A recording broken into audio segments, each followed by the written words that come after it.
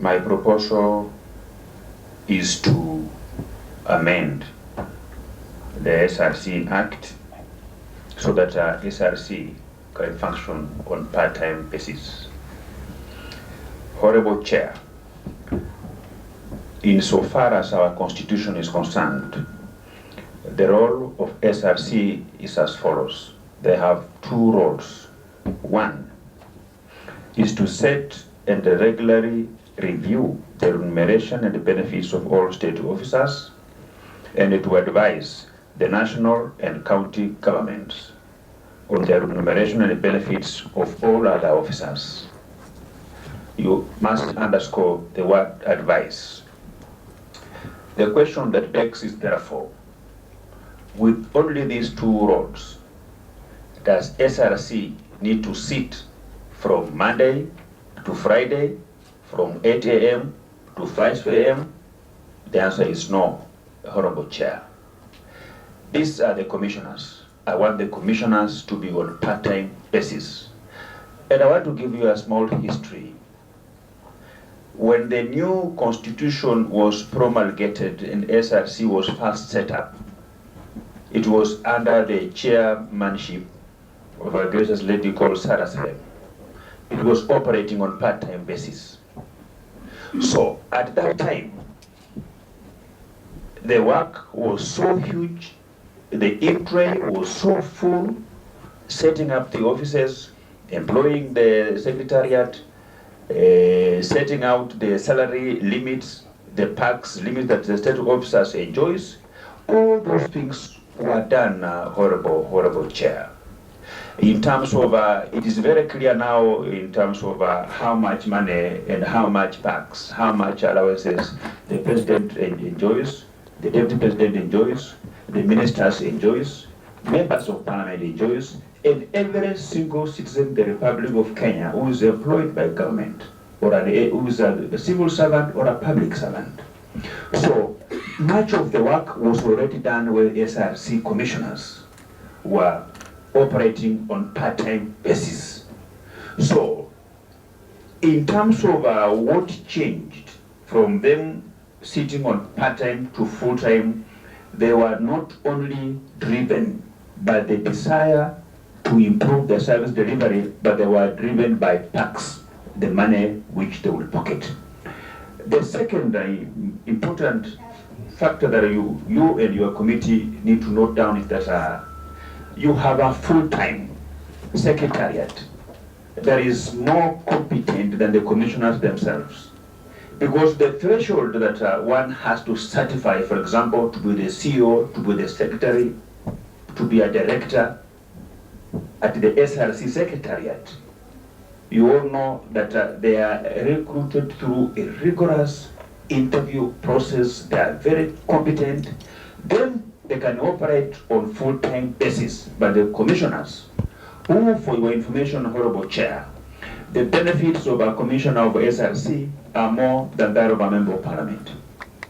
They have cars, GK cars, drivers, they have staffs. So, from my analysis, Honourable Chair, if SRC is going to operate, if SRC commissioners are going to operate on part-time basis, then the amount of money that we are going to save in 5 years is enough to build more than 5 referral hospitals in this country. And it's not just SRC.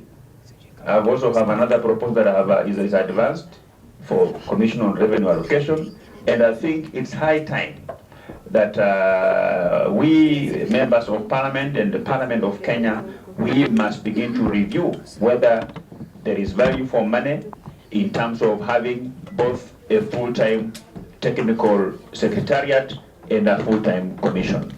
Because where we have the two functioning on full-time, you will have situations where even commissioners begin to usurp the powers of the secretariat. And by so doing, Honourable Speaker, I humbly submit that if my legislative proposal doesn't contravene any section of our Constitution, the Constitution says that all commissions can either operate as part-time or full-time. But now I want to anchor into the act itself that SRC commissioners should not operate on full-time basis. They should be operating on part-time basis, on need basis, just like boards of parastatals, just like boards of other boards that are established under our constitution, so that we save too much money, and this money should go into uplifting the life of the Kenyan people. We have people who are, suffering under the effects of heavy rains. We have places where we don't have water. We have places where people don't have enough classrooms. We have places where there are no medical facilities, and this should be given a priority by slashing the budget of SRC, and the SRC commissioners should not be operating on a full-time basis. The real input of your amendment is to make the commissioners be part-time rather than full-time. I note you have exempted some commissioners. You say except those appointed under some clause. I would like to know who those are and why do you want to exempt? You know the composition of commissioners, SRC, is that we have some that are nominated by the employers, others are nominated from public, others are seconded to this from the Public Service Commission, another one is seconded from Treasury. So the one from Treasury and the one from Public Service Commission, these are the commissioners who are already employed. They are earning their salary elsewhere. They are usually not. They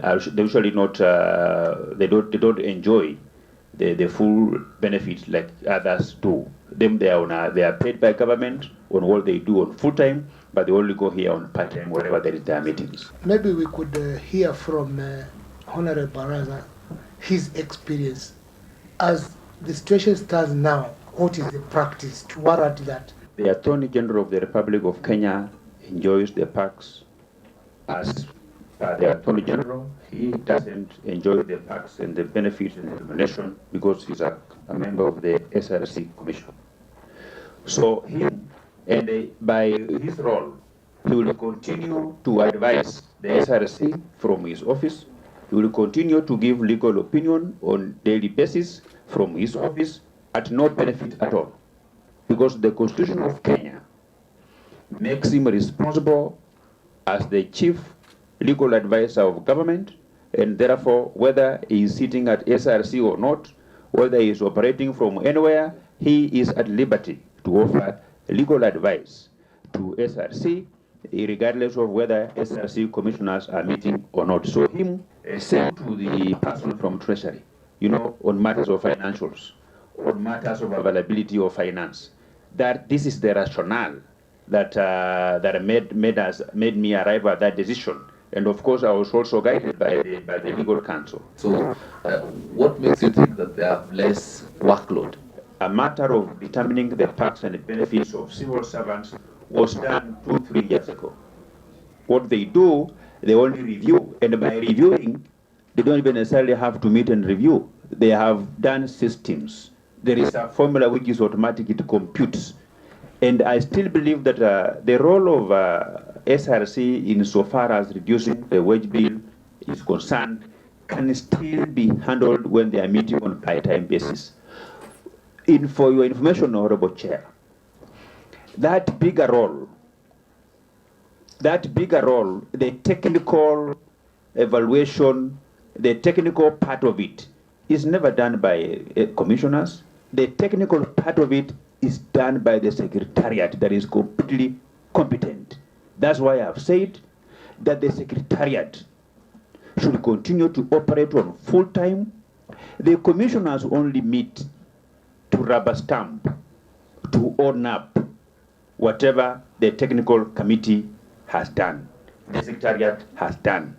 So your worry, Honourable Chair, should not be there, because we have a highly competent members of SRC Secretariat, whom in my view are more competent than the commissioners themselves in terms of adhering to the articles of the Constitution, insofar as the role of SRC is concerned.